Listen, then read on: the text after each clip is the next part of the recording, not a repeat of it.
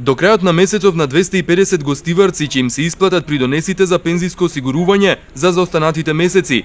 45 гостиварски предпријатија, применувајќи го законот со кој се уредуваат условите, начинот и постапката за отпишување на пресметаните неплатени камати, исплатиле близу 1.300.000 денари. Од Фондот за пензиско и инвалидско осигурување на Македонија сметаат дека досега акцијата е успешна.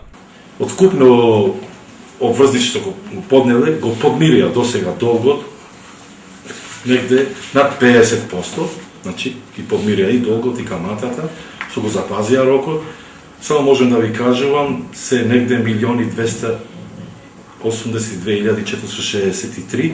Многу беше јасен законот, 6 месеци од денот на барање. Тие што го имаат барањето порано, например, имаме во април, имаме во крајот на март, тие нормално им стекува рокот во октомври. 40 гостиварски фирми досега не успеале да го подмират долгот кон ПИОМ и истите ќе мора да исплатат камати за заостанатите финансиски обврски.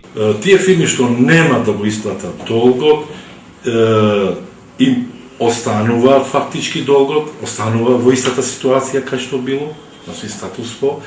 Само тие што го имаат почнато платено, па поради X причини не може да продијаве така економските кризи, антикризни мерки во влада што ги имаме.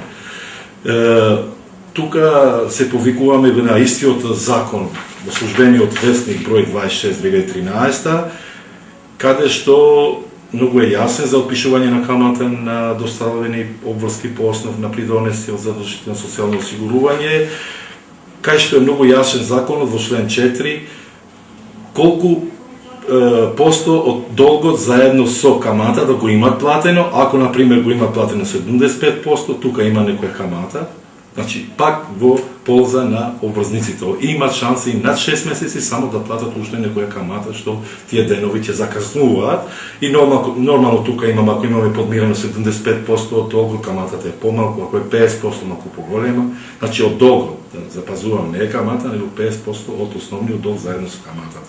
Обврзниците кои не успеале да ги регулираат обврските до крајот на месецот, ќе имаат можност истото да го сторат до крајот на годината, заедно со пресметаната камата. А доколку тоа не се случи, ПИОМ веќе има склучено договор со Управата за јавни приходи.